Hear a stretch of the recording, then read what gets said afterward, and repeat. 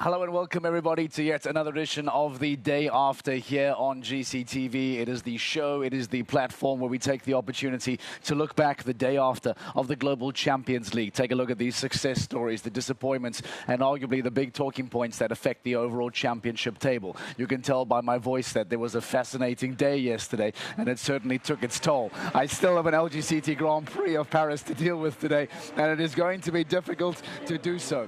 But I will pursue, I will fight through this. You and I will get through this together. We have a fantastic guest lined up for us today. But first, let's remind you as to how things ended here in Paris. It was an outstanding victory for the Doha Falcons, who get onto the podium, the top of the podium, the winner's circle, for the first time since Samorin 2021, as they go on to win. And then the big championship story, 1 versus 2, finishing in second and third. Stockholm Hearts, powered by H&M We Love Horses, and Can Stars, powered by the Iron Dames, finishing in third place to round out the podium. But Falcons United making a very, very strong statement, finishing in 4th place, 13 penalties, one of those being a time penalty, which I'm very excited to try and unpack because I feel like time was a big talking point in yesterday's GCL in both round 1 and round 2.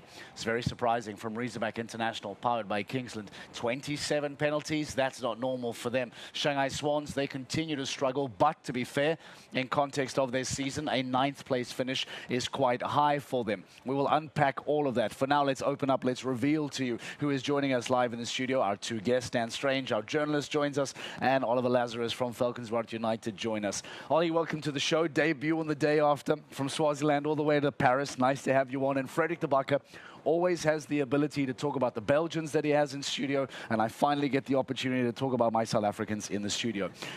Opening thoughts. Yes, opening thoughts on yesterday, Ollie. A sensational performance from you individually. We'll unpack that later. How do you feel about what took place in GCL for Falcons yesterday? So, like, as a sportsman, you know, always a little disappointed being so close to the podium. You want to finish on the podium, get the blanket for the horse and for all the hard work the team puts in. But as a horseman, super proud of my animal. We bought him as a young horse, as a 7-year-old, and to produce it up to that level is so cool. And he's really, relatively, he's really green. I mean, that was his first 160 yesterday, and to cruise around like that, it just felt effortless. So. I want to unpack later the idea and the thinking behind bringing such a green horse to a track like this, and we'll dive into that later.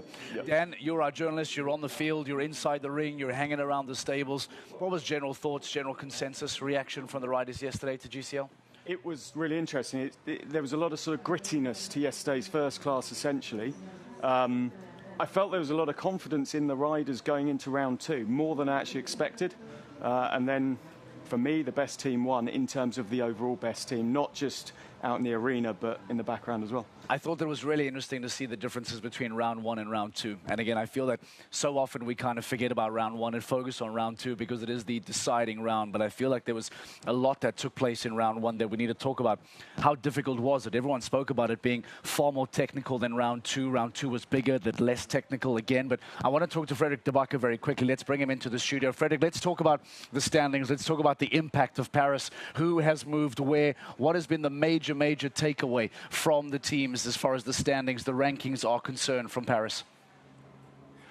Well, in studio, between round 1 and round 2, Mark, you had that virtual ranking that at that point indicated that Can Stars were going to overtake Stockholm Hearts once again to take the lead on the championship. In the end, it is Stockholm that stays or remains championship leader and even extend their lead on Can Stars. So they have now a 5-point lead. But I wanted to understand, now at stage 8, how was that last year? What was the difference? What was the situation at that point?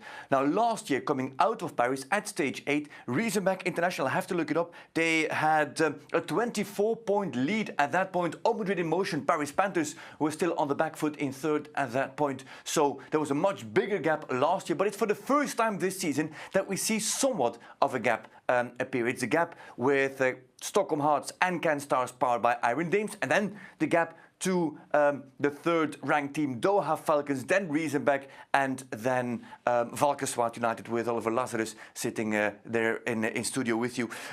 So the complete field has been spread apart a little bit. In a way, you could even say that, except for Madrid in Motion, the standings were respected and kind of mirror in, or the final standings of the stage mirror into the standings on the overall championship, and everything got spread apart a little bit. And by now you can see, first of all, that break between first and second and then the rest of the field, but also that there is a group being formed that is going to fight for the top 4. You could also say that those in 8th, 9th, and then I'm talking about Prague Lions and Istanbul Warriors, in my feeling, they need to come up with something magic to be still engaged in that top 4 battle, the top 4 that gives access to the semi-final at the GC playoffs this year in Riyadh in Saudi Arabia. And I know that some will say that it's early days in the season, of course, with still 7 stages to go.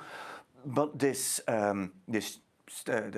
table mirrors, of course, the performances over those last 8 stages, and I don't think that Prague or that Istanbul are all of a sudden going to come up with a special potion for them to jump more clears than they have been doing so far. So if you ask me, from 3 to 7 are engaged in the top 4 battle, and there is the slight breakaway now from Stockholm Hearts and Cannes Stars.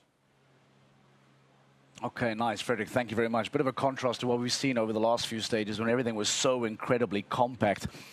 Oliver, we talk about Falcons Royal United now coming into that fight, coming into that challenge, hanging around with the top 3, the top 4. Can you tell us what the conversation has been behind the scenes? What is being discussed at Staltops about the table, about the challenge, that pursuit of top 4? Well, you know, Jan is always, like everyone in the team, super ambitious, and we want to be up there fighting for the league and the season and be on the podiums. I think this year we have pretty much the same lineup of riders. There's a lot of talent and experience. But last year we struggled a bit with horsepower. A lot of the guys, we didn't have enough horses. And I think this year you're seeing some of those younger horses coming into the teams.